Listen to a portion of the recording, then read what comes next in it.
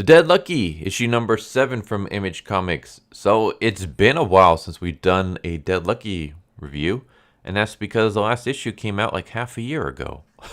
So yeah, I will say it has not been missed. So I guess a quick recap because it's been a long time. Bibi is now working with Morrow, who is the group that they're basically like a totalitarian dictatorship that's taken over San Francisco, and the U.S. government doesn't seem to care about that. But whatever. She's working with them now because her plan is that, well, if I work with them, I might be able to gather information on them from the inside, and then I can take them down that way. Yeah, it's a stupid plan, but that's the plan that she's going with. Also, her ex-boyfriend / best friend Eddie died, and I guess we're supposed to care. I don't really care, though, because, I mean, we hardly saw anything with Eddie. That's the problem with this series. Well, just modern comics in general. They keep giving us characters and then killing them off, and it's like, oh no, we're supposed to feel so bad because that character died. And it's like, we hardly ever saw that character. Why would it matter? We had that with Eddie, and we also had that with, what's his name? Reggie in Rogue Sun. It's like, oh no, these characters who we have never spent any time with outside of maybe a couple of panels here and there have died. Oh, that's a shame. So yeah, we start off basically with a plot straight out of Sound of Freedom, where there's this girl and she's being human trafficked, and she's like the daughter of this big time billionaire who donates a lot of money to Morrow. So obviously they send Bibi in there to stop it, and Bibi also has a bunch of the Salvation Gang working with her now. The Salvation Gang being a gang that she was up against in early issues. They now work for her because apparently gangsters can now go on military missions. None of this makes any sense, but whatever. The funny thing also is that obviously Bibi's mission is to save the daughter, right? And only Bibi and her small little team can be there because this is a foreign country, and they don't need any kind of like escalation. They don't need anyone to know that they're there. Meanwhile, they're using a bunch of drones that have Morrow's logo spray painted right on the top of it. Just a giant Morrow logo right on that drone. So yeah. Oh, no one's supposed to know we're here. Let's put our logo everywhere. That's a good idea. But yeah. Bibi decides to go in and just takes care of the mission all on her own. She just leaves her group behind because she doesn't trust them, I guess. Or maybe she does, but she doesn't want to use them for whatever reason. And she goes and she electrocutes everybody. And we have this funny scene where like the leader of the traffickers is holding the girl hostage. And Bibi thrusts her... she thrusts her hips as she shoots out lightning, and then the leader has what kind of looks like an orgasmic face as he screams "ah" as he's getting electrocuted. I know it's supposed to be like she's electrocuting him and this is painful, but it looks like some kind of weird sexual act. Like she's literally thrusting her hips at this guy, and then just the face he makes just looks like orgasmic. So yeah, that's funny. But Bibi saves the day, and she's working with Morrow now. She has her constant resting bitch face. Bibi's just a very unlikable character, at least to me she is.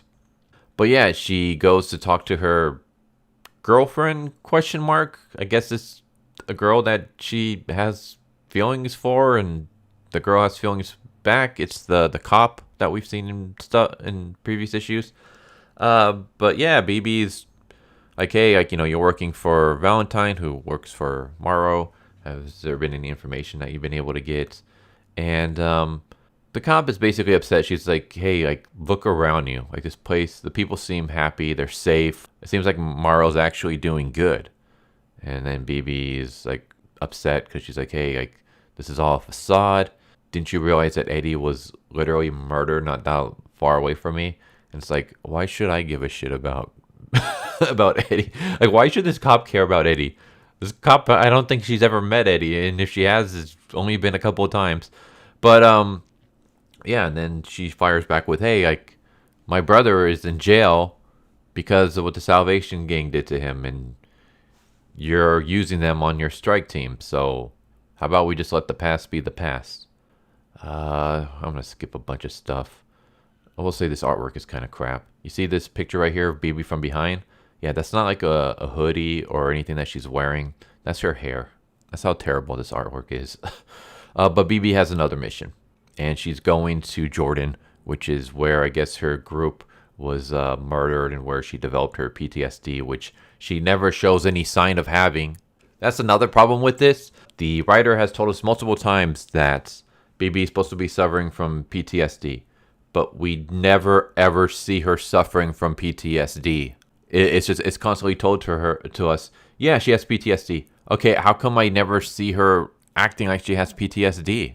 Not once. I've mentioned this series before, but go check out DC Rebirth's version of Ragman. The premise for that is basically the same as Dead Lucky. It almost feels like Dead Lucky just stole that. We have a soldier in the Middle East whose squad gets brutally murdered, and they're the only sole survivor. They come back to America with PTSD and survivor's guilt, but they also come back with some supernatural powers that they got in the Middle East. And now they use those powers for good. That's basically what Dead Lucky is. Only there, they actually do a better job of betraying PTSD, which they don't here. Because again, not once do I ever get the feeling that she has PTSD. Anyways, they decide like, hey, we got to go and save this dude in Jordan. He's being held hostage. So they send Bibi and Salvation Gang there, and they send them there in the giant Morrow plane. First of all, why are you going to use a plane? You're going to just alert everyone that you're there because planes make a lot of noise. Second of all, how did this plane land when right behind the plane is a cliff, or at least a giant steep slope? How is this plane landing there? And how is this plane going to take off? Because it's right in front of the cliffside. This panel makes no sense. Like, how did it get there? How's it going to take off? But yeah, Bibi goes and she starts taking care of things on her own. And then halfway through the mission, she decides, hey, I'm going to just take off my helmet because whatever, that seems like a good idea. I know I had soldiers just shooting at me. And I know like people aren't supposed to know that we're here. But I'm just going to take off my helmet, leaving my head exposed for people to either shoot at or for people to see my identity, because that sounds like a good idea. Bibi is very stupid. For someone who did tours in the Middle East and actually was a squad leader, Bibi does not seem to know how to handle missions. She just runs in guns blazing with her helmet off because she's dumb.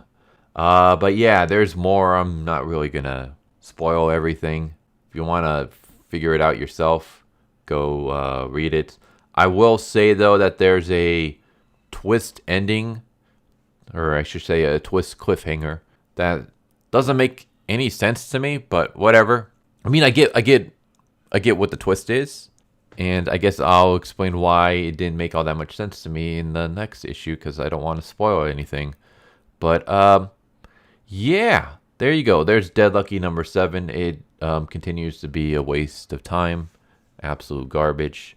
Only reason I'm reading this is because it's part of the Massiverse, and if it wasn't, I would have dropped this a long time ago, because there's nothing really redeemable here. There's no good characters. Every character in this series sucks. The artwork is awful. The plot is just stupid as hell. And it seems like the writer's just throwing stuff at the wall and trying to see what sticks, and nothing's sticking. And it doesn't set out to do anything that it claims it wants to do. Like, for example, portraying a character with PTSD and them struggling to be a hero. I don't get that at all with this series. So yeah, this sucks. There you go. Hope that you enjoyed. Hope to see you next time. Take care. Later. So what'd you guys think of that video? Hope you guys enjoyed. If you guys haven't already, please subscribe, hit that bell for a notification, leave a like if you enjoyed the video. And if you didn't enjoy the video, thank you for watching it this far, and I hope the next video is more to your liking. Feel free to check out the playlist that you guys see, and I hope to see you guys next time. Later.